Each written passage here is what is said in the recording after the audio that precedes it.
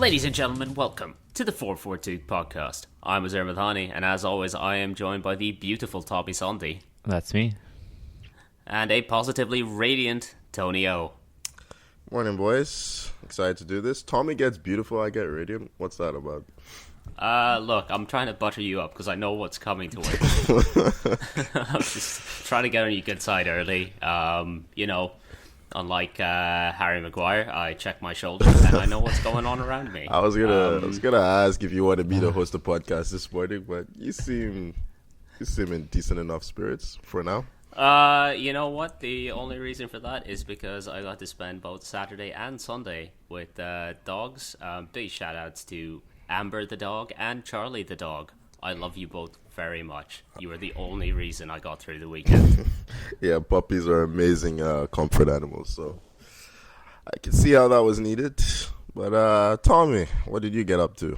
Were you playing with any comfort animals? Or? I think this was I didn't need a comfort animal this weekend. Like Zoe, I had a positive result. You just looked at pictures of Mendy? Is that it? But yeah, no, I would say more of a quieter weekend than usual. So I don't know, you'll take that. I'm not like in the colder weather that is arriving. I think, Tony, you were mentioning you had a hailstorm during your coaching session on Sunday. My training session. Or your training session, yeah. Yeah, that's wild. That was fun. Yeah, so I'm not really, I'm really enjoying the late summer weather we had, and now that it's getting colder, I don't know, that's scary. But yeah, no, I don't know if you guys all watch Ted Lasso, right? You guys have all seen it?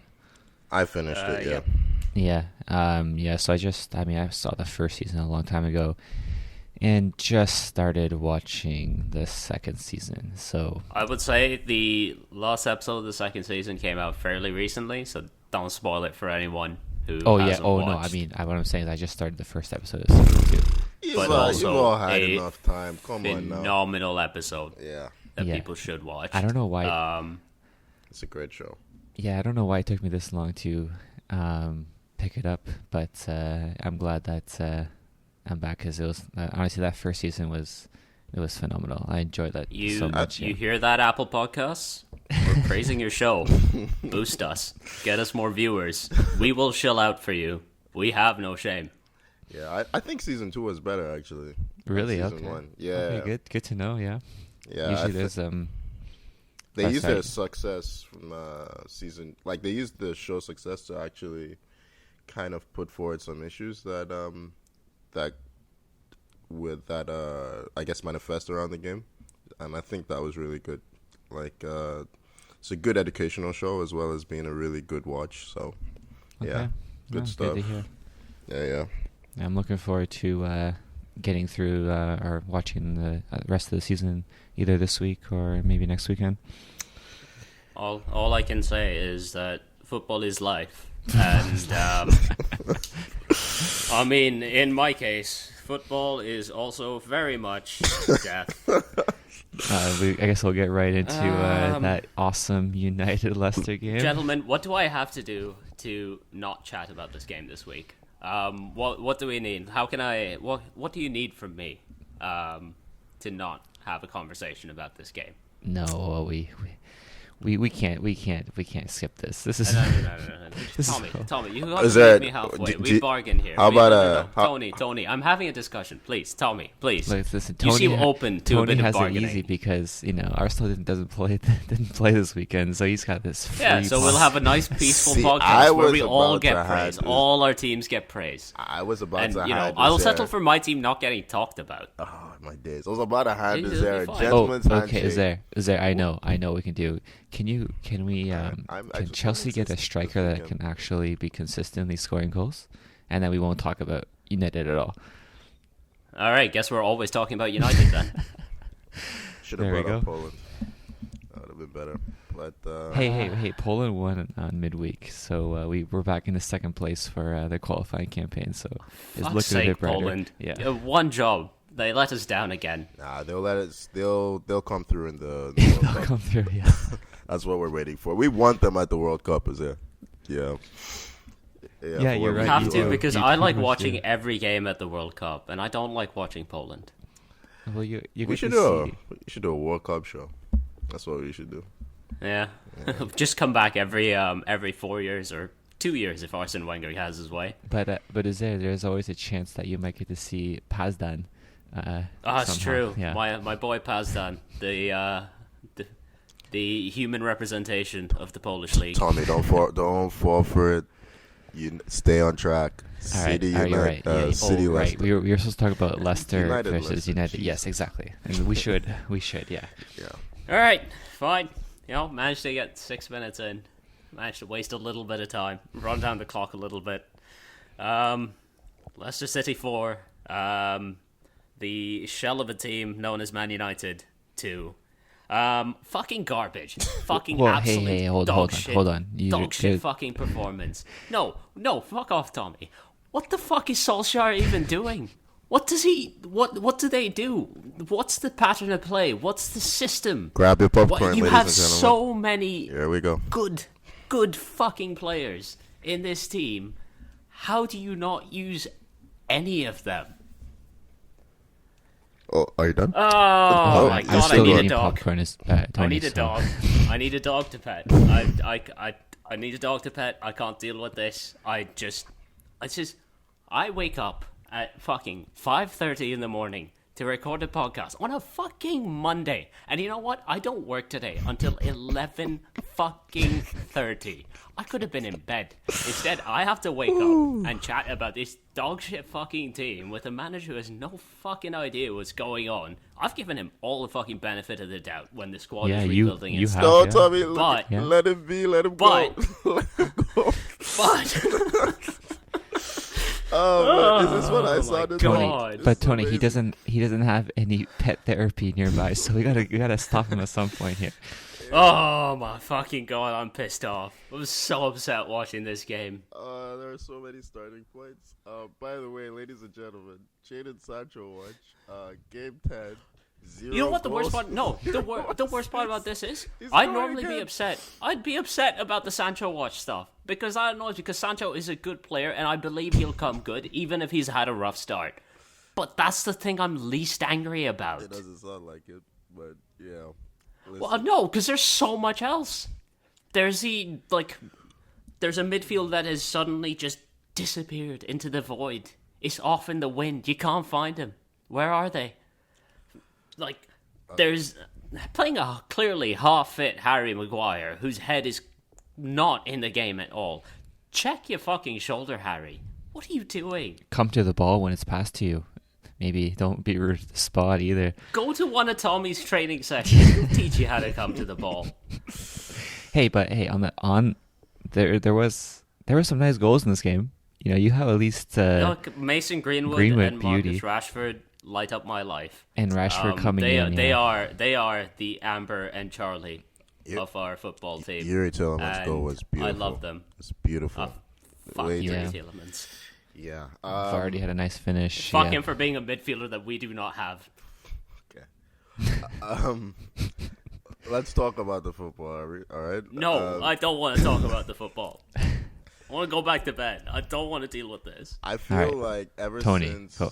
Ronaldo came in, one of the big problems Solskjaer has had is finding the balance of the team with him in it. United were playing well when they had Pogba on the left because it meant that they had one of those wide forwards who tucked into midfield and gave them some numerical superiority in there. Playing Sancho and Greenwood on either side, I mean, look, there are a lot of things that Sancho is guilty of right now, but he's also not putting in any defensive effort. I mean, any. He doesn't win any tackles, any duels.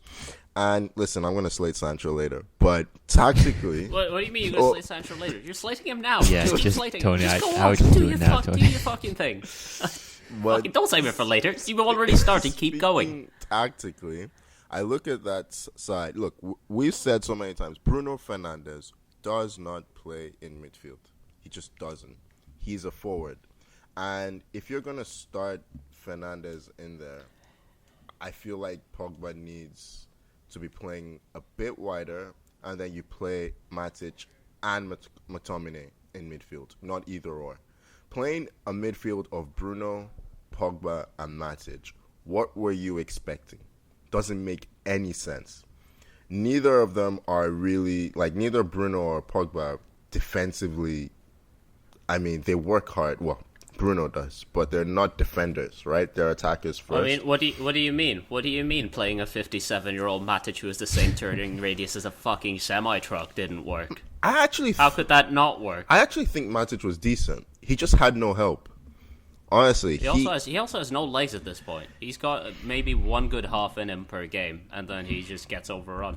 No matter what, who you partner him with. Yeah, I mean, we've said so many times it's crazy. He's old. It happens. Like, that's, it's just like exactly what we need is to find a time machine, stick Matic in it, and go back 5 years.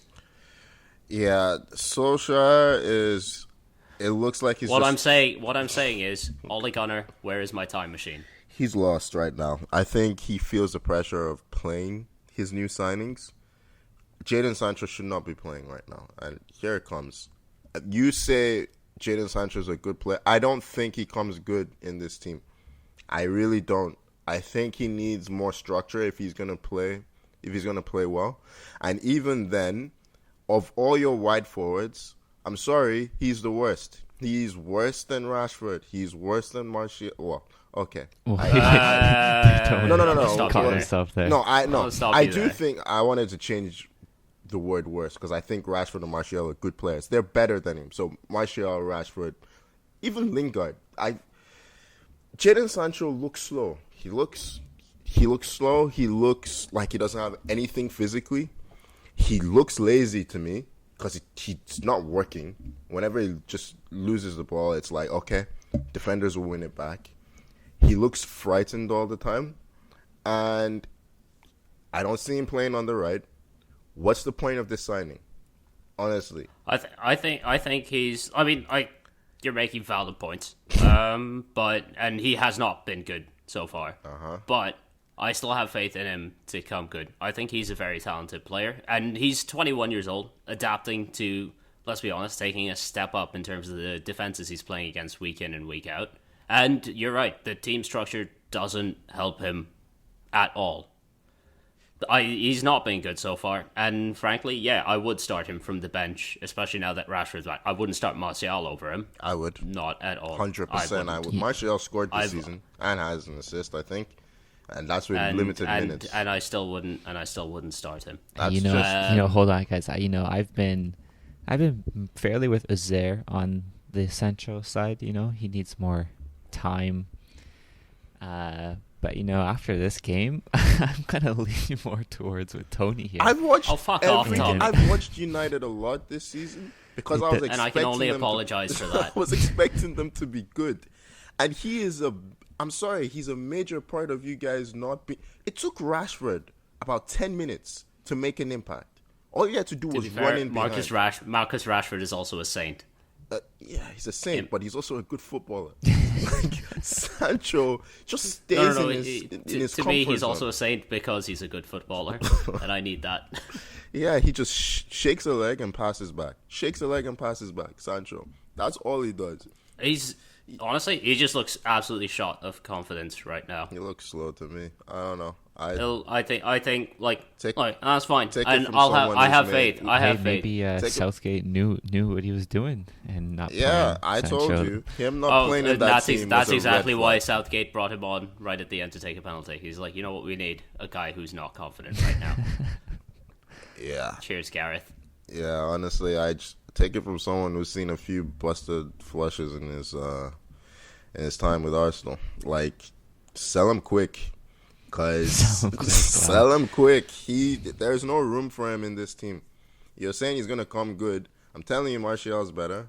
Lingard's better in this form. And Rashford's definitely better. You still have Ronaldo for 2 years. Cavani's still there. I don't see where he plays. I just don't. And Ronaldo and Cavani are going to get games at the same time. Eventually, he's going to go back to his Pogba on the left because, well, I would hope so. Otherwise, he's getting sacked really quickly. But Yeah. Anyway, Jadon Sancho. Maybe it's best if he doesn't put Pogba on the left then. So I think it's time for United to move on. Yeah, Conte's still available. But, No, yeah. I am all for Ole in. I don't want to see this guy leave for the rest of the season. I'm with you there, Tommy. Like, I'm bored of Sanchowatch now. I've kind of made up my mind. So we'll come back. We'll come back in 10 more games, and we'll see if he's picked up anything. I can't have another timer hanging over my head. Yeah, no. Now it's Ole Watch. The race is now on. it's Ole Watch. The Yeah, race it's is very on. much Ole Watch now. Ole versus Steve Bruce. Who gets the sack first? But yeah, I mean, like we should also praise Leicester because as bad as United were, you need the other team to step up and take advantage of that, and Leicester very much did. Like, this was a statement win for them. They've struggled so far this season, and they finally stepped up. you know the signs of a good team when they create a lot of the same kind of chances, and or a well-coached team, I should say. Fucking take note, Ollie. Yeah, like they have a style of play. They attack the wings really well and create for Vardy. Like he and Kelechi had a lot of good chances in that game. Eventually, Vardy's finish on that half foot. Wait, we didn't even talk about that. Rashford equalizes. What is going on? How do United concede about 30 seconds later? Amazing. Like, for me, Uzair and I'm there saying, look at Rashford making an impact, about to slay Jadon Sancho. And then Uzair's like, oh, I hate life. I go back to my TV and I see 3-2. I'm like, what? How? Oh, man. I don't know. If anyone listening can provide me with a therapy dog to cuddle, please send them my way. Maguire on that Anyway, goal. I'll meet you anywhere in downtown Toronto. He sees Vardy, I think, and then he goes back to like cover across the goal line, and then leaves him alone. It was so strange. I don't know that I blame Maguire for that per Oh, se. I would. He was at fault definitely for the first and last goal, but you do need your midfielders to cover that space, right? I don't know. Like, give him another 5 minutes, and Nemanja Matic would have gotten there. yeah, Leicester were good. I think it's their first big performance of the season. Definitely a statement win. Let's see if they can find some consistency moving forward. But all right. There were other games in the Premier League this weekend. Games? No. there were. There were other games in the Premier League this weekend. Let's move on. I guess I don't fucking care what we talk about next. Let's talk about should go Liverpool. to Liverpool. Yeah. No, I care about what we talk about next now. Fuck off. Yeah. Watford 0, Liverpool 5. Mo Salah. That's all we need to say. Yeah, Salah. Salah. I'm starting to suspect is quite good at football. Yeah, he's at that sweet spot, that point where you're mature enough where you realize you don't need to use your speed all the time. He's happy to just slow things down and trust his technique. And to be fair, when you have the kind of acceleration that he has, slowing things down is sometimes the best way to go. Honestly, like, first of all, that pass from Mane outside of the boot. Sweet. Perfect execution. Mane finishing this time. Yeah. That's that goal.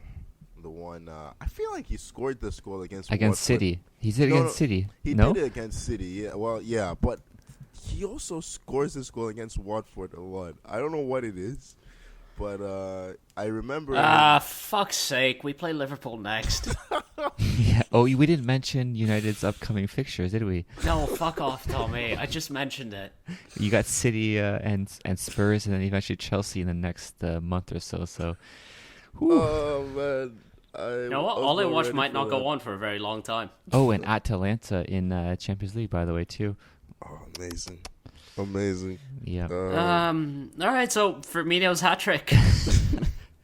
He scored a hat trick from a combined 6 yards. Yeah, Don't you love to see it? It's what all good strikers do. I want to go back to bed. That's fucking awful. Hey, Werner could take lessons from Firmino on how to just put the ball in the back of the net while not doing anything, but. The thing with Salah is every time he gets the ball, he looks like he's gonna do something Like every single time, he's a threat, and he's if you were to tell me right now, he's the best player in the world, I'm not arguing with you. No matter how much I love Lewandowski, I'm not arguing with that because Salah's phenomenal, honestly. Yeah, that goal, the goal he scored, dribbles through four players. Yeah, he has no right to get out of that tight I don't know space. How, I don't know how he I gets have no out idea of it, how he did it. Finds the finish like a keeper and still doesn't finds the move. finish. Yeah.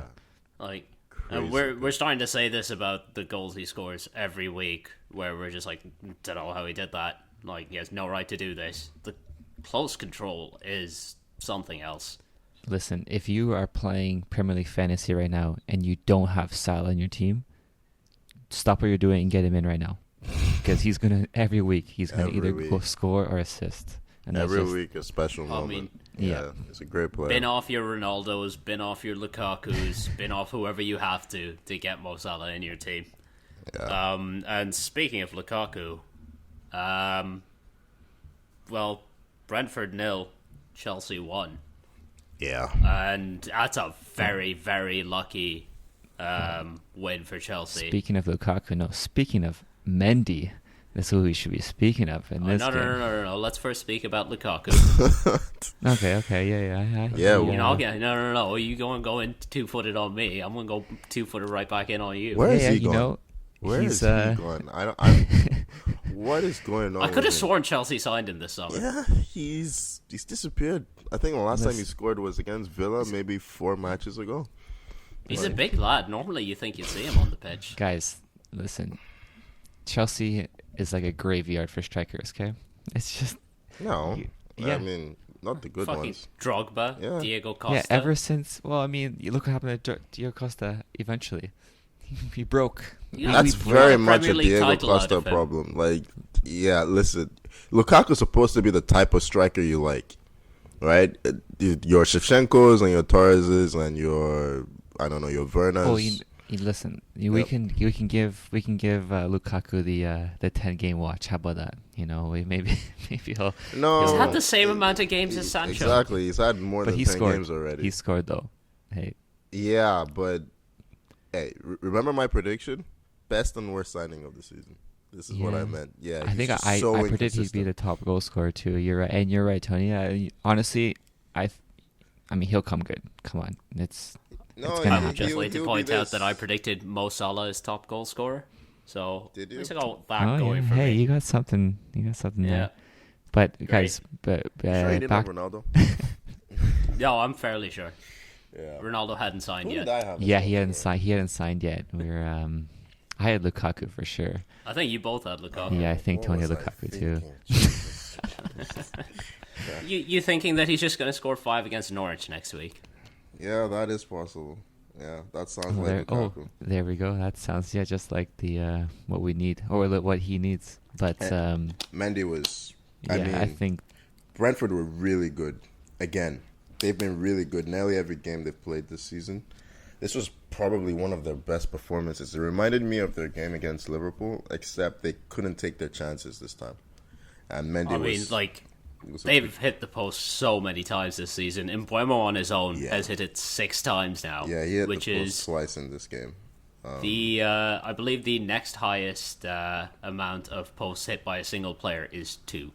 So the goals have to surely start flowing for him. Yeah. It was nice for me. I was calling for Werner to start alongside Lukaku more, because I remember the start Werner wasn't starting, and now he seems to have. I mean, honestly, in the first half, he did a good job of attacking the net and finding space. Werner generally does a very good job of attacking space and opening up space for people. It's just once he gets to the box, he seems to just lose all footballing ability. He's the German Danny Welbeck. That's what it is. He's the German Danny Welbeck. He just does all the hard work except putting the ball at the back of the net.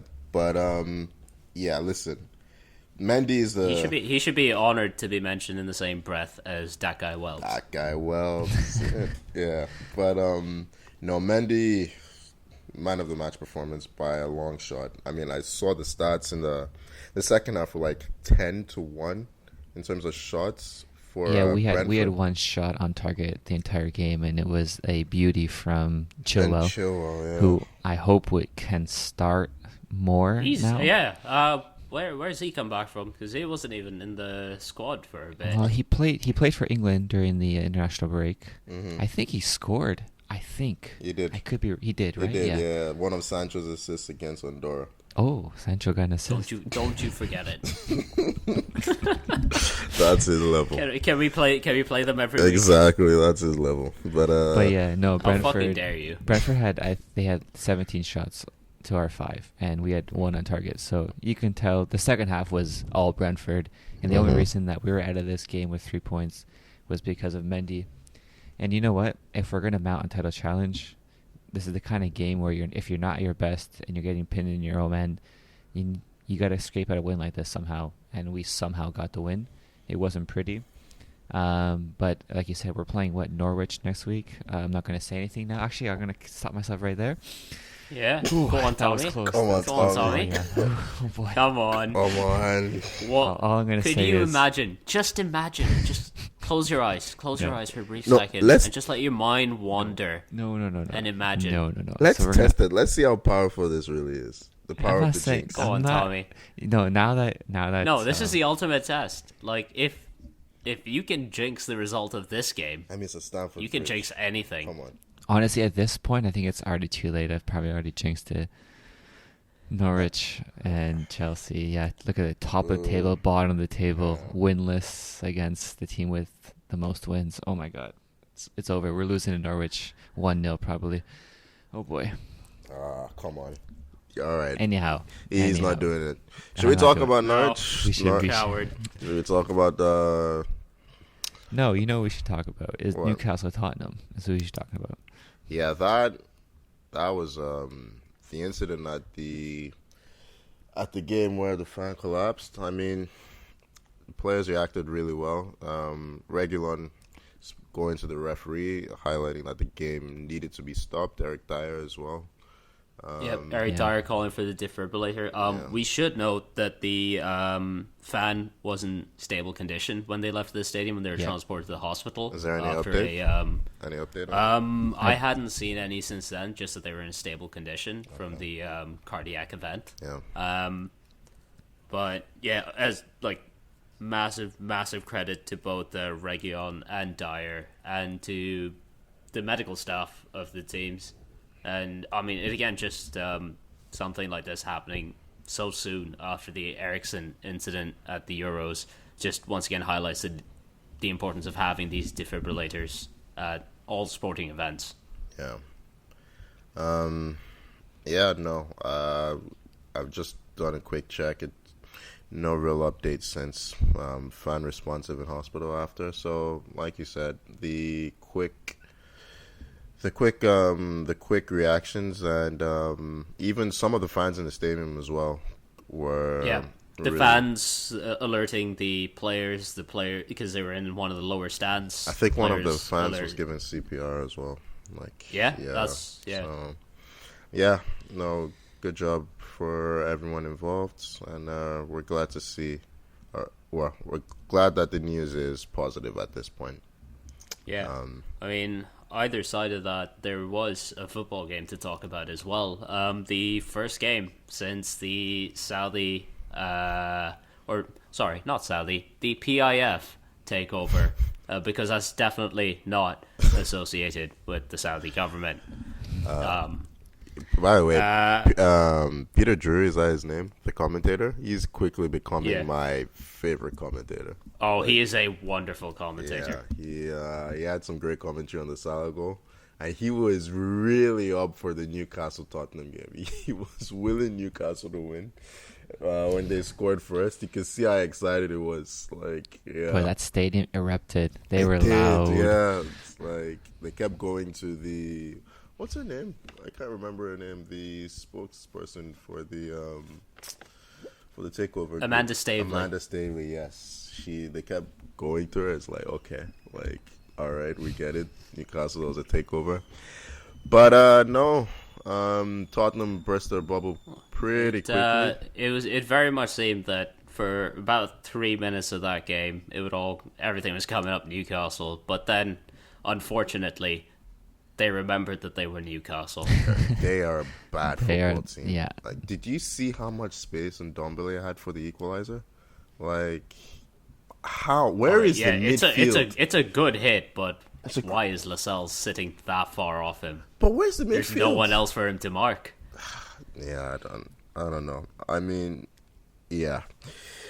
It's the best I've seen Harry Kane play in a long, long time. He looked like a striker again. Hey, he scored. That was a really, really nice finish. Yeah, it was. Harry Kane running in behind. I haven't seen that in maybe years. I don't know. But great finish. I think it was Højbjerg. And the proper use of VAR. Yeah, to give the goal. He was ruled out for offside initially. It's a great run. Realizing the defender was deep. And Son was brilliant as usual. He and Harry Kane, they have that special relationship. And it's a great finish for the third goal, I think it was. But Tottenham weren't done scoring though. Eric Dyer getting in on the act. Oh, what a finish! Beauty. What beauty a finish! Goal, yeah. For Newcastle's goal, like I'm not sure what he was thinking about. I don't know. When he was headed at his knees, and then it went off his foot, and strange one. Looked like he closed his eyes, but I mean, after seeing this. We also got a wonderful appearance from John Joe Shelby coming on, picking up 2 yellows. Your classic John Joe Shelby experience. I've just never been able to warm to this player. Sorry, he's so frustrated. Oh yeah, I can tell you exactly why, because he's terrible. Yeah, but they seem to love him. It's like he does so many stupid things. Like, he was never gonna win the ball. You know you're on a yellow card. Just stay on your feet, don't challenge, and try and jockey. It's like, yeah. It's like he was tired of running and just decided to take a break. And he came on as a sub, didn't he? Yep. Yeah. 2 yellows in like a 10-minute appearance. Ridiculous. But I'm glad the new owners got to see John Joe Shelby in full flight, so they know the scale of the project they're dealing with at Newcastle. Yeah. Watch him become captain of the team in the future. Isn't he already captain? No, that's Lascelles, isn't it? Oh, is it? Oh, that's a shame. How can... Yeah, no. I'd love to see John Joe Shelby as captain of Newcastle. Alright, we should move on. Wait, do we think Steve Bruce makes it out of this week still with the job? I think so, because I don't think there are that many options, to be honest. Like, who would take over right now? Maybe they have a assistant coach that they would rather have instead of Steve Bruce. I don't know. What's the point of that? So, imagine the message you're sending to Steve Bruce with that, where it's just like, yes, we'll keep your backroom stuff, but you are a net negative on this team, so out you go. Thank you, please. We'll keep everyone else, just not you. You've watched Steve. Newcastle, right? They're terrible. It would not shock me. I don't think there's really you can do much worse than. I mean, I guess you could be Norwich, but it wouldn't shock me if Claudio Ranieri is available by the end of this week. The way Watford sack managers, yeah. But yeah. I'm just I mean, the Saudi government does have a previous in axing view. Ooh. Maybe that bit gets edited out. But, okay. Risky jokes. You might need a dog now just to protect yourself. Yeah. I've abandoned all pretext at this point. Okay, hey, you know what? There was another fun game. Wolves, Aston Villa. Wolves with a nice second half comeback. That was a great No, game, that's man. not a second half comeback. That's a last 10-minute comeback. Yeah. They just started... Second half is not giving that enough credit. Just started throwing the ball in the box. Yeah. They just left in Donker and what's his name? Connor Cody up front, just tossing the ball in. And they had the scrappiest goals you could imagine. Yeah. But they got them. Yeah. And this match featured, Adama Traore running through the whole team and then shooting right at the goalie. I was like Classic. off my seat, thinking, is he gonna do it? Is he actually gonna have some end product? Nope. Absolutely not. Fires it straight at the keeper after taking out 6 guys. How can one player be so good at doing the difficult bit? And I so don't crap understand it at all. Yeah. No. But I mean, It's to be just fair, he was watching Adama Traore run is just something else because he's always extremely like shimmering and shiny from all that baby oil they slather him in. Like, it's just people bouncing off him left, right, and center, and then inevitably the ball ends up like 15 feet above the goal. Yeah. Or straight out the goalie. Never the corners. It's just, I kind of love it. Yeah. I'm disappointed when he does score, which means I'm not disappointed very often. And then Ruben Neves getting the lucky break. another His deflection. deflected Yeah, free kick. Yeah. I always love seeing Martinez sad. Yeah. I mean, he must have. They had a qualifier for Argentina on Thursday night, so he must have like just flown in and then played. Like that was a short turnaround. Is the quarantine rule not in place anymore? I honestly don't know. Because we saw Romero, so it mustn't. I don't think it is. Because United didn't have access to Fred. I don't like. Well, probably for the best, but I'm just saying we didn't have access. I'm not saying we should have used him. It might be certain countries, so it might depend on where you are, where you're playing. I don't know. I don't know what the situation is, but maybe it is Brazil because Argentina did play in Brazil last time. Well, I say played. They were on the field for 10 minutes in Brazil. But then last time wasn't Gabriel Jesus? Didn't he play, or did he not play? I don't think he did. No. Because Firmino played, right? Firmino played. Yeah. So was Firmino called up? I don't know. Now, who knows with international football right now? But I guess Manchester City did play a game this week. Yeah. I've forgotten to write it down. I genuinely have 2-0 against Burnley. That's what it was. Yeah. In a game that technically existed. Is there much to say about this game? I mean, City they didn't play well. They won 2-0. Yeah. Bernardo Burnley Silva will probably played. be happy that they didn't lose 5-0 to City like they normally do. I mean, another game where Bernardo Silva was stellar. Yeah, he was good. He got a goal. Yeah, Sterling played and Grealish was benched. So yeah, again, the usual. Tony's little shout out at the start of the season Yeah. about Sterling and Grealish not being able to fit into the same team. Exactly. Looks like a good one. Yeah, voice of reason, boys. Right. But yeah. I don't enjoy watching City, but they are a good team. A really, really good team. They have a lot of good players. Pep's continuing with his 3-3-1-3, and Cancelo looks really good playing with Bernardo Silva and Mahrez in that pocket. Mahrez had a lot of chances in this game, actually. Couldn't take any of them. But De Bruyne's finished with his left foot. Oh yeah, that was nice. Just felt nice like shot. a frustrated effort. Just absolutely. Does he ever celebrate his goals? It just seems like whenever he scores, he's like, huh. Only gets slightly more pink. That's how you can tell he's happy. Yeah, he plays angry, De Bruyne. Yeah. But, or maybe they're Belgium, where he was upset with how Belgium played during the international break. Maybe. Yeah, but City looking strong.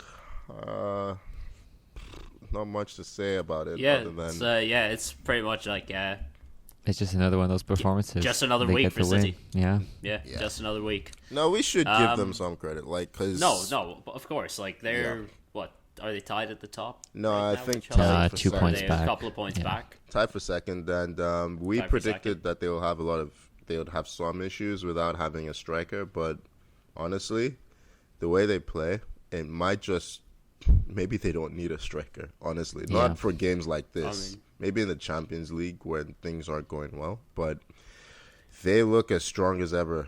City. Yeah, and, they've just got the quality throughout the squad to handle most teams on the table. And Phil Foden's going from strength to strength as well. He's become a really good player. So, and he's only going to get better. So, Yeah. No, I genuinely like watching him play off that left side is magic. Yeah. Yeah, it is. So generally we just praise City. They're great, and yeah, okay. Y'all are haters, man. Y'all are some haters, but okay. Oh, I am extremely bitter today, and frankly, always. A quick rundown of the rest of the results around the league. Southampton picking up their first win of the season against Leeds. Good on them. Good on Ralph Hasenhüttl and his boys. Yeah, good for Braha to get his first goal for Southampton as well. He's been struggling for goals this season. So really nice goal as well. Well worked. Redmond with a nice little cutback. Great first time finish. Leeds are in a bit of trouble. They just need to get their players fit. No Phillips, no Bamford, no Rafinha, and that's not going to do them any good. Yeah, I don't want them to go down. I hope they sort things out because they're fun to watch. So, was there any other game that we missed? Yeah, Everton and West Ham. Everton 0, West Ham 1. Another win for the Hammers. Great header from Ogbonna to win this one. Yeah, that was a great header. So, pretty good game. Pretty even. Like, two teams that look kind of on the same level to me watching that game. And, it just felt like one of those games that will be decided by the odd goal. And, fell West Ham's way this time. Everton really struggle when they missed Calvert-Lewin and Emma Charleston, and they have to have Rondon play. And I mean, listen, I love Rondon, but he's a steep drop. I wouldn't say a steep drop in quality, but he's definitely a drop in quality in the attack there. You can say steep drop. I can say steep drop, yeah. I will say though, Gray was like keeping Everton ticking there, and he was just missing someone. Gray and Townsend have been sneakily good signings. Honestly, he's jumping around there too really well. I think Alex Iwobi actually has been pretty disappointing. Oh, he missed a couple real. I've seen Alex Iwobi play for how many years now, and I still don't know what he actually does. He's a ball progressor, but unfortunately, he often gets played in the front three, and his end product is he's a terrible finisher. Just a really bad finisher. He's got a bit of a Adama Traore finishing about him. Tony, he had one in the game where I forget who squared on the ball, but he completely whiffed it. And he was on the 6-yard line. Oh man, it was hard to watch. I've seen that miss a lot. Like, he just has no conviction in his finishing. We got about 35 to 40 million for Alex Iwobi. Depending on appearances. Robbery. Yeah, that is robbery. One of our best sales ever, honestly. But hey. I mean, the last game that was played this weekend was Norwich 0, Brighton 0. Brighton are back to their Brighton. same old ways. Yeah. They had all the chances. Norwich should not have escaped with a draw in this one, but here we are. Yeah. There was one chance. I think it was Sargent had an open goal after Sanchez miskicked, and I've never seen a player more frightened of an open goal. It was from the top of the area. He just tried. I think his focus was just put it on target, make sure it's on target. Doesn't put enough power on it, and the defender just gets back and walks it off. It's just like, okay. Oh yeah. It kind of ball just died. Yeah, it's embarrassing. Isn't he their most expensive signing? I have no idea. I think he was. Sargent is American, right? Is he? I didn't know that. I think so. He might be. Have you just made that up, is there? It's a military name. I expect him to be American, and you usually expect him to be a bit more aggressive with the shots. That was actually my first thought. I figured, you know what, I'm going to leave that alone. No, you were right. Josh Sargent is an American footballer. So, there you go. There you go. The joke works. Yeah. It's fine. That's all I have today. Yeah. I guess conspicuous by their absence from the podcast are one Arsenal FC, because they were actually playing on Monday against Crystal Palace. Gentlemen, as is tradition, let's have some predictions. I'm actually worried about this. Has anyone? Some people have gotten predictions right. Yeah. Yeah, Tony got one right. They spot on. Okay, good. Because I'm about over 2, over 3, whatever it is. This is why I'm worried, because Tommy got it right the last time. I got it right. No, sorry, I got it right the last time, and Tommy got it right the first time. Uzair's turn. It's Uzair's turn, and he's in a really bad mood. So. I like this. What do you mean I'm in a bad mood, Tony? Why would I be in a bad mood? I've been nice to you, I think, this episode. So be nice. Be nice. I'll go first. Arsenal 3, Crystal Palace 0. That's what I'm going for. Bold. Oh, I like it. I thought you were worried about this one. No, I was worried about the predictions. Oh, okay, okay. Not the actual game. Mm-hmm. Yeah, I think we should be winning this. If we don't win this game, then yeah, no. Arsenal are going to play twice before we pod next. So. Oh, do they play on the Friday? They play on the Friday, yeah. So, yeah. Anyway, Arsenal 3, Crystal Palace 0. Maybe some goals for Aubameyang. And, I would like that. Even a Saka goal. You know what? I'm gonna stick with that theme too. I'm gonna go. I don't think Arsenal keep a clean sheet. I'm gonna say 3-1. And I like this. I like this tune of Aubameyang and Saka scoring, because I need them to score for my fantasy team. This is how you make all your predictions. This is how I make predictions. Yeah, Arsenal will not keep. I mean, it's kind of worked for him so far. Yeah. Yeah, so I'm going for Arsenal win too. I mean, score wise, whatever, but I do think they'll win the game. And now there's Uzair. This game is going to be as shit as my mood, and it's going to finish 0-0. Fucking guy. You couldn't just give us the win, eh? Couldn't give us a 1-0 win. Okay. No. Okay. All right. Well, absolutely not. There you have it. Realistically, I think Arsenal should win this, but I'm in a bad enough mood to say that they won't. Yeah. Hey, right. Palace have played well recently. I'm fully driven by emotion right now. I can tell. Palace have played well, and it's the return of Patrick Vieira. So, a lot of narrative in this one. But, yeah, I'm thinking we can keep Zaha and the boys quiet.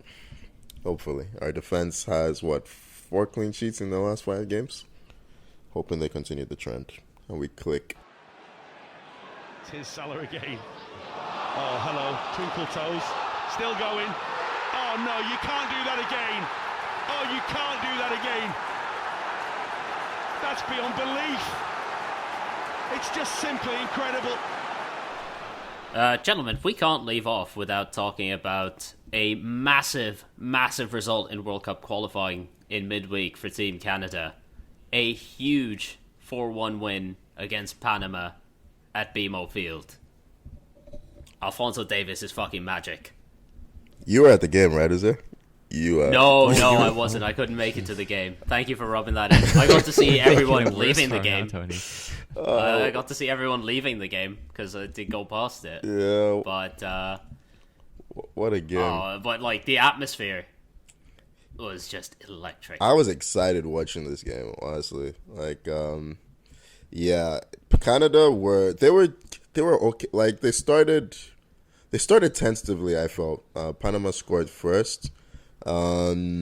It felt like equalizer through an own goal, and I agree with you where it just felt like they knew the scale of the occasion because Panama were one place and 1 point above them in the table. And I felt like the previous results where they'd drawn a lot of games kind of played on their minds a bit. I felt like they were afraid. They looked afraid to me. I know the common consensus is that the coach seemed to drop the team back a bit to kind of conserve energy. I didn't see that because I felt like Panama were in very dangerous territory and they could have scored. But that's when you need your big players to step up to the plate. And Alphonso Davies, that goal. I mean, my link broke for a few seconds, and there was about a 60-yard gap between he and the Panama player with the ball. And a few seconds later, the ball's in the back of the net. I'm like, what is that? You can see in the replay the Panamanian. Would it be Panamanian? Let's say Panamanian. Right. Let's say Panamanian. Yeah. Defender. It's just a fun word to say. Yeah. Check his shoulder when going for the ball. Yeah. And sees Davis a mile off. He's not getting that. And then he looks up again and Davis is right on top of him. Yeah. It's great to see. And it's great composure at the end. But yeah, lovely finish too. it was a moment Canada needed. And they really, it just felt like the whole team was freed by that goal, like emotionally. Because, I mean, I think they scored 2 goals in the next, like, 6 minutes or something. They were right on Panama, and they put them to bed, really, put the game to bed really quickly. After that goal, Buchanan with a great header. And Jonathan David,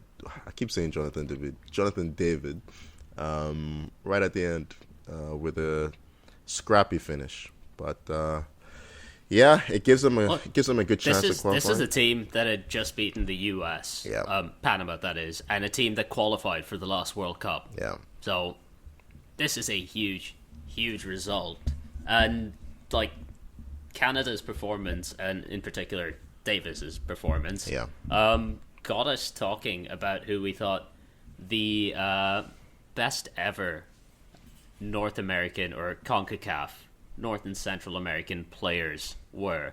So what we did was each of the 3 of us came up with our own independent list, and we decided to average them out and see where things fell. Yeah, Tommy needed a couple of goals at this. Yeah, Tommy. Tommy we all struggled. came up with some lists. I came up with another list. He initially excluded Mexico from North America. To be fair, when I first thought of the idea, I thought it was in my mind. I guess I didn't express it. I was like, "Oh, we're just gonna talk about American and Canadian players." Why would we do that? And then going on from that, you included Owen Hargreaves, who played for England, born in Canada. That's why I included him. But it was an asterisk. It was an asterisk on Hargreaves. I knew that it probably wouldn't fly, but I just wanted to give a special shout out because he was a great player. Your exact comment was best ever CONCACAF players. And then you go ahead and include only Canada and the United States. Anyway, listen, he eventually got another list in. Yeah, He eventually did submit a list that was slightly more sensible. Yeah. And I will preface this by saying neither of the current 2 big names, Alphonso Davies and Christian Pulisic, made the list. I think they're still very early in their careers. Yeah. And I fully think that if we agree. did this list again, even in 5 years' time, they're probably going to be on it. We'd hope so. That being said, from Davis's point, we're Davies, hoping so. I don't know about Pulisic, but Davies, definitely, I think so. I mean, if Pulisic can avoid injury, he's gonna be there. He's, in my opinion, the most talented player I've seen the US produce. Yeah, that's a fair point. Yeah, possibly. If he can stay coming in at number 10, only one of the 3 of us had this guy in our list, but it's Brad Friedel. Really? Brad Friedel. Friedel makes the list as one of the best ever North. Who put him in the list? I don't think I did. I wonder who. I really like Brad Friedel, okay? I think he was a very good goalie, and his longevity in the Premier League, playing at that highest level, means that he deserves to be in there, in my opinion. I am going to make a note of this. I want to see who missed out. Because I wonder if another goalie misses out because of Brad Friedel. Wait, hold on. I had a couple other goalies in there. If Brad Friedel's on this list, and neither Tommy or myself put him in there, Uzair, how high did you have him in the list? Oh, wow. Moving on. I think I had him at, I believe, 6th place in mine. Wow. I really like Brad Friedel. I mean, he's okay. I remember Brad Friedel at Blackburn, and he was a goalie, but I don't remember him being. He's a great goalie. He was at Tottenham. He was a good goalie. He was a good goalie. He was like my 12th, my 11th man. The thing that really sold me on him was his longevity in the Premier League, because he was there for a long time. He had a run, and he played at that level for a long time. Yeah, there was a time I think he had the record for consecutive appearances for a while. Yep. Yeah, I'm sorry, I don't think he should be my... I've probably ranked him slightly higher than he needed to be. Yeah. But, okay. I mean, fine. If it helps, I think even if I'd ranked him slightly like a few spots lower, I think he was still making the cut. Oh, actually, no, he might have tied with yeah. the guy below. This is all you. But this is all this is all me. Okay. At number nine, we have another American goalie. It's Tim Howard. Okay, yeah. No I arguments think I there. agree with this. Everyone had him in like around this kind of spot, the 8th to 9th kind of spot for him. Yeah, very, very good goalie. Has I believe he still has the record for the most saves in a single World Cup game. Oh, was that a game against Belgium? Yeah. Yeah, like that was wild. 14 saves in that game, I think. Yeah, a lovely beard as well. Yeah. Always bonus points for a lovely beard. Former United player as well. An excellent career at Everton. Yeah, he found his feet at Everton. He was a bit in and out at United. Still made a lot of appearances for them, I think. It was that middle phase where they were trying out keeper after keeper before they settled on Van der Sar. Yeah, exactly. He was sharing the spot with Roy Carroll. Yeah, Roy Carroll. Losing Roy Carroll.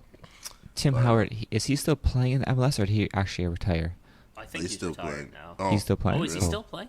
Let me see. I know he went to the MLS. Oh no, you lads are right. He retired He this did year. retire. Okay. Yeah. Well, Yeah. He had a long career then. Yeah. All right. Stepping up to number 8, we have Mexico's all-time top scorer, Javier Hernandez. Chicharito. I love this man. The only reason he's down at number 8 is because Tommy put him 10th in his list. I put him 10th, yes. Tony and I both had him much higher. Yeah, I think I had him 6th. Tony had him, I believe. Yeah, no, that sounds about right. 6th, and I had him around there as well, I think. Yeah, I mean, the highest goal scorer in Mexico's history, you kind of have to give him. He had to be on this list. He had a really, really good career. Played at Manchester United for quite a while. Scored a lot of goals there. He was one of my favorite players on the squad when he was there because his ability to just find pockets of space in the box was phenomenal. Yeah, his ability to score against Chelsea. Yeah. What was up with that? Oh, even better. The one where he managed to kick a ball into his own face to score against Chelsea is one of my favorite goals. Yeah, I don't even know if he was a good finisher. He just always found a way to score, Hernandez. He had a decent stint at Real Madrid as well. I forgot he played for Madrid. Yeah, he had. So he should be higher. Is that what you're saying? No, I don't know about that. I mean, no? He's I believe he's still playing for Tommy is bitter that he kept scoring against Chelsea. That's and honestly, maybe that's why I didn't rank him as high. That's fully it. But he's another he's still playing on LA Galaxy. He is. He is. All right. Up at number 7, we have another Mexican star. It's Cuauhtémoc Blanco. Ooh, yeah. So, I'm really glad he's on this list. He's one of my favorite World Cup memories. All 3 of us had him in our top 10. Yeah, absolutely. From this point on, all of us had all of these players in our top 10. Okay, that's good. Yeah, he's the inventor of the. I think he's the inventor at least, or maybe just made it. Of popular. the Cuauhtémoc, yeah, the Blanco move where he hops over the player with the ball on it between his feet. It's so disrespectful. I love it. Yeah. It's so much fun to watch. He's just an artist. He also has just a fantastic name. Yes, Blanco, yeah.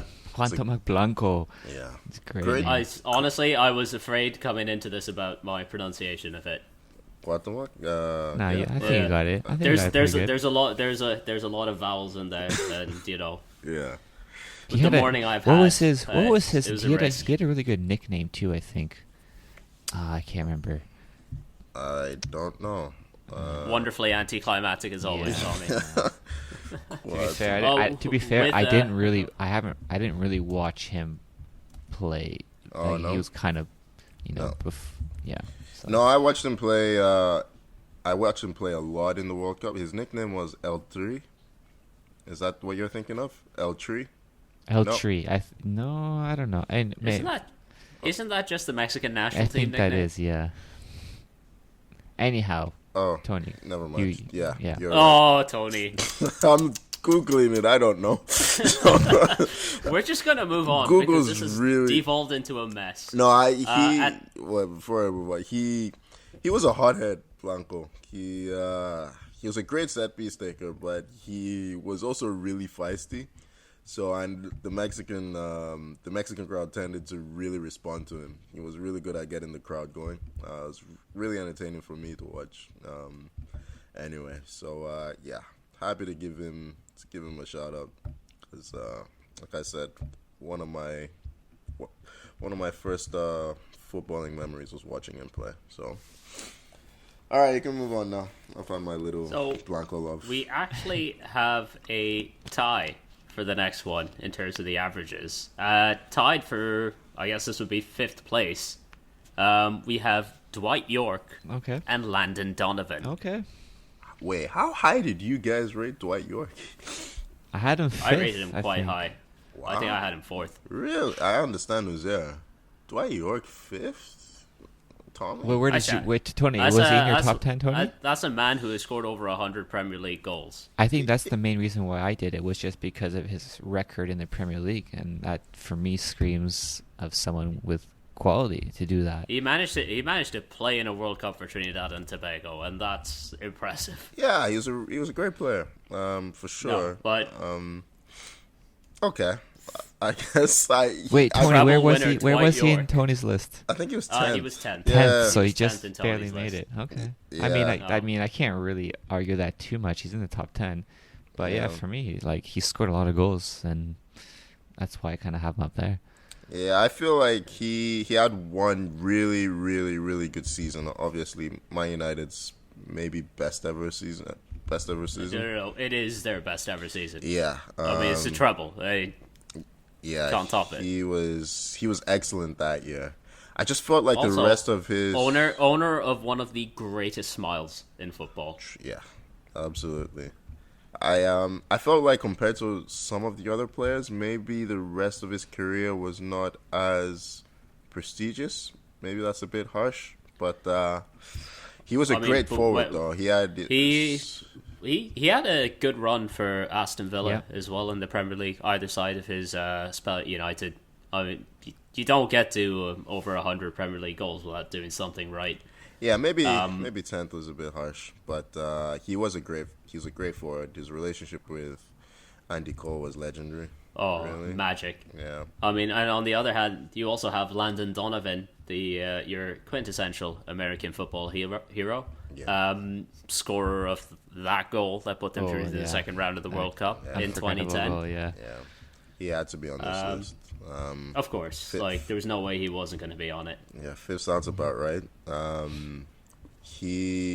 wasn't sure actually who I was gonna pick as the best ever American player. He was. I don't know. I can't remember if he was high. He was good, but the only things that counted against him for me was that he stayed in the MLS the entire time, and this is like a lot of the time that he was in the MLS was on the weaker side. Like it was sort of the pre-European influx that started with Beckham, and I think he did. he did spend some time at Everton, And Bayern and Munich. it wasn't much. But like, he started his career in Leverkusen, no? Yeah. Or am I wrong about he that? might have. No, yeah. he did. He did. Yeah, he started his career with Bayer Leverkusen.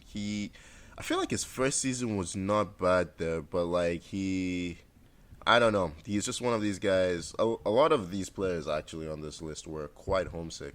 They, well, maybe not a lot, but a couple of them, they felt more. Blanco also played most of his career in Mexico. Yeah, he definitely was one of those who just loved being at home. He had a stint in I think it was Real Sociedad where he did okay, but then he felt like he would be more comfortable in Mexico. But yeah, look, The quality shown through on the international stage in the end. And Donovan, look, the legacy he left with the national team meant that he had to be high on this list. And well deserved, I think. The thing with Donovan, it was like he was one of the American players that was well known worldwide. I think he was. A lot of recognition, and I think he won. He also won a lot. To be like in terms of MLS, I think he won 6 MLS Cups. So he had a lot of trophies. He was consistently the best player in the MLS. Yeah. Yeah. Oh yeah, that's 100%. definitely fair to say. Yeah. And moving on to number 4, we have. Is this one of the, other than Hernandez, might be the only player on this list still playing? It is Keylor Navas. Wow, Costa Rica. Keylor Navas this high? What Wow. do you mean So this high? Tommy What had Keylor Navas ranked 9th in his list. Yep. Tony and I both had him in the top 3. Tommy, he played in the team that won the Champions League 4 times. What are you talking about? He is the reason Costa Rica made it to the quarterfinals of a World Cup. He's actually a big part of why Real Madrid won the Champions League 4 times. Oh, I love Keylor Navas. Doesn't sound like it. No, I do. I'm a big fan of his. I just didn't.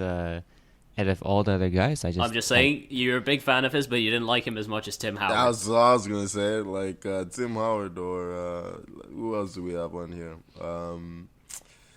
No, I think that was the only other really goalie that Tommy had. Yeah, in his. Looking back at the list, I would probably switch Navas and Howard in their spots. No Probably. backtracking. No backtracking. But, yeah, I don't know. Ranking him as high as what? You guys have him 3rd? I think that's right. Tommy does not respect goalkeepers. That's what I was if there are any say. goalkeepers listening to this, Tommy does not respect you. Do you know how big of a deal it was for Costa Rica to be in the World Cup and to make the quarterfinals? Oh, I remember. I watched it. I remember. Yeah, if you're looking for club legacy, it's there. I think he's had as good a career as anyone on this list. Maybe 1 or 2 others that I'm expecting that might be a little bit better. But 4 Champions Leagues, a few La Ligas in there. What did Keylor Navas have to do to get higher, to get your approval, Tommy? Score some hat tricks along the way? He had to play it outfield. Yeah, I don't know. Tommy doesn't like goalies. I mean, you know what? Anti-goalie. You are if he could, he'd do away with the position entirely, wouldn't he? No. You are kind of convincing me that I should have ranked him higher. So I'm not going to argue. I'm not going to argue with that. You can't. I'm upset that Navas is in top 3. Yeah, because I think he should be. I think me too. He's his legacy everywhere he's played. I feel like this is actually quite common with him. He's always been underappreciated, even when he was at Real Madrid. look at what PSG are just doing to him right now. Yeah, they have a perfectly good goalie, and then they go and sign Donnarumma, and they just same thing Real Madrid did. They had a perfectly good goalie, and then go and sign Thibaut Courtois, was throwing the ball in the net for a few games. But look, yeah, Keylor Navas may not get the respect he deserves, but Tony and I will always respect him. I respect him. Yeah. What? Moving on. Yeah, who's moving next? on to number 3, we have Clint Dempsey. Yeah. Yep. Oh yeah. That's in where my I put opinion, him. Fulham legend. the best American player to And I agree. ever play the game so far. I think Pulisic does have the talent to overtake him, but his career is ahead of him, so that remains to be seen. Am I right in saying he's the highest goal scorer in Fulham's history and the highest goal scorer in the history of the U.S. national team as well? I believe he's the highest Premier League scorer in Fulham history. Sorry, yeah, I don't know Premier about League, their entire Premier League, history, I meant. but Premier League definitely. I think does And Donovan he have more might goals be- in him for US? I think they're tied. They're tied. I think so. I'm not. Don't quote me on that, but I think they're tied for top scorer. I have him as what I'm seeing is he has 57 international goals, which has him 4th.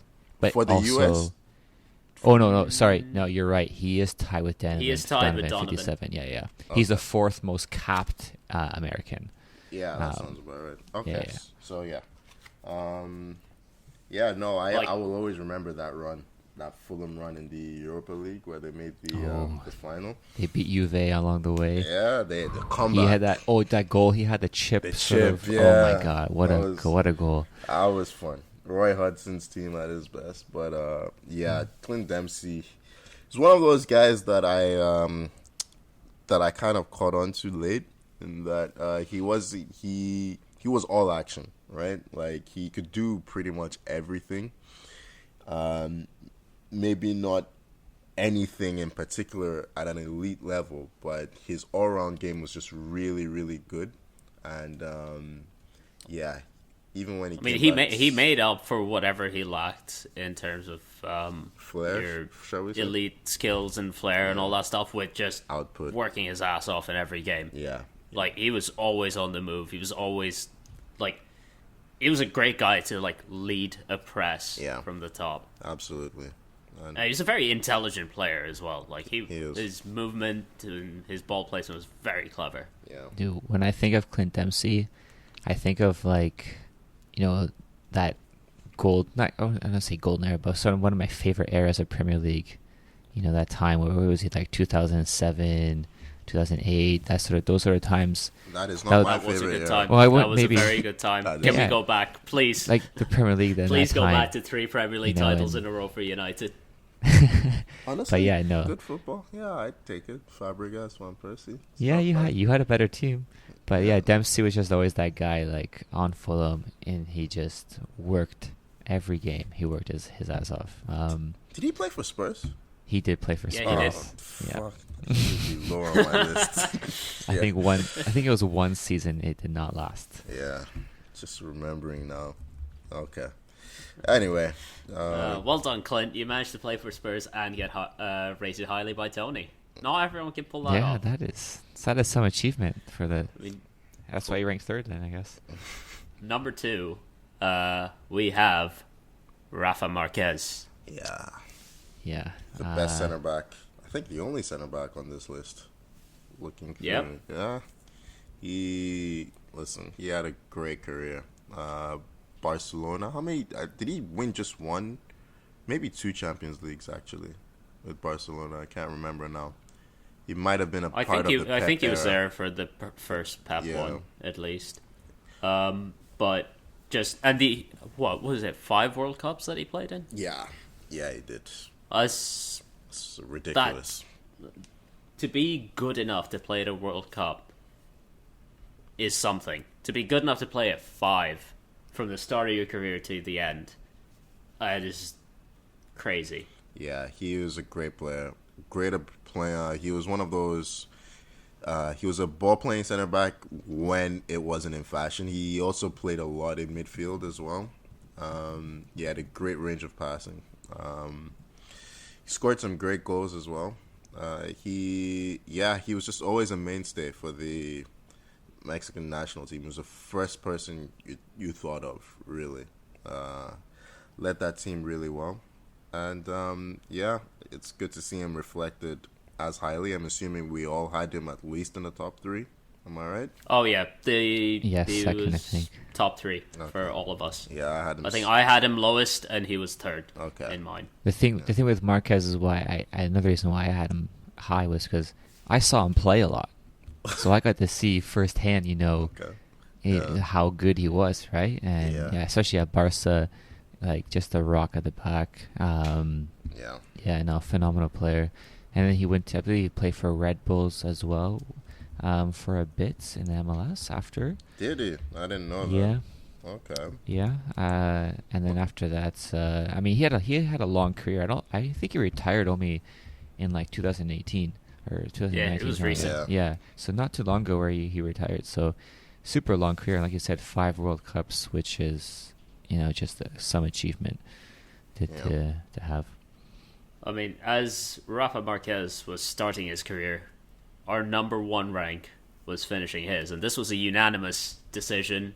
It's Hugo Sanchez. It's crazy because I don't think any of us really watched him play. Nope. So, nope. Yeah, none of us are that old. So, but his legacy is just so well known. He's is he, like 5th highest goal scorer in Real Madrid history? I'm not sure, but he has 164 goals in 207 games for them. That is some return. Yeah, especially during that time. Yeah, forget 1985 to 1992 he played there. Forget Real Madrid. He's the 4th highest goal scorer in the history of La Liga. The 3rd highest scoring foreign player after Lionel Messi and Cristiano Ronaldo. That's ridiculous. I think he was the first Mexican player to really or one of the first Mexican players to put the Mexican national team on the map to make them really well known. I would say he was the first North American player Yeah, to put North America on the map. that's a fair point.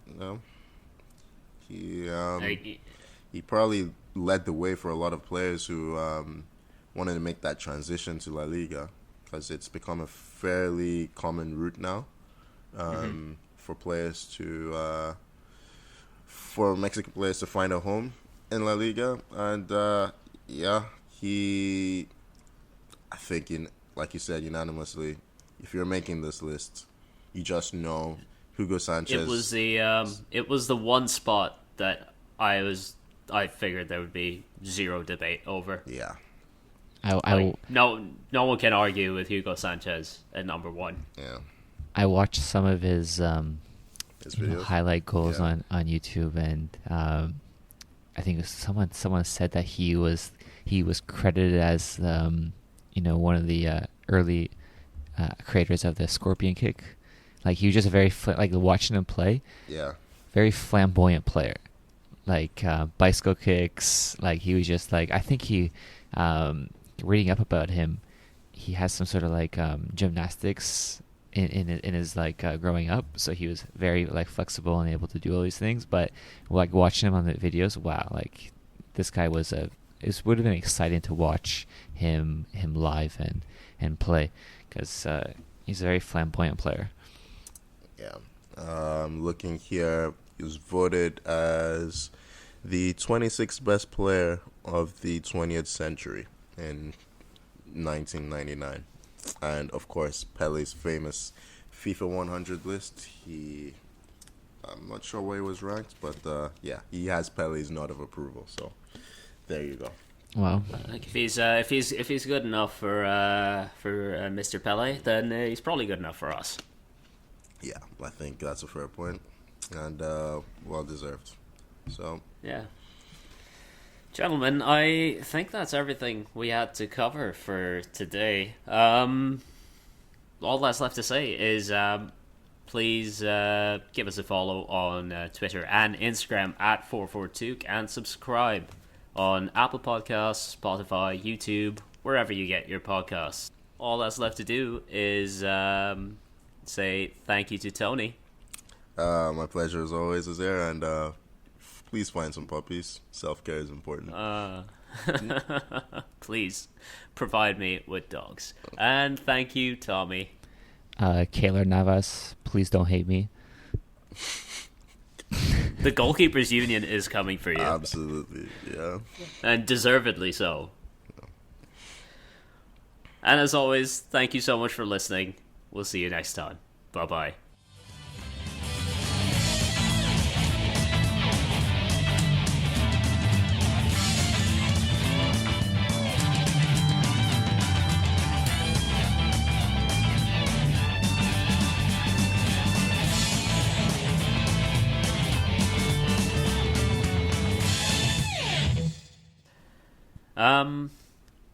All that's left to go. Please leave that in there. Completely lost myself. No, I'm not leaving that in there. You have I've suffered enough.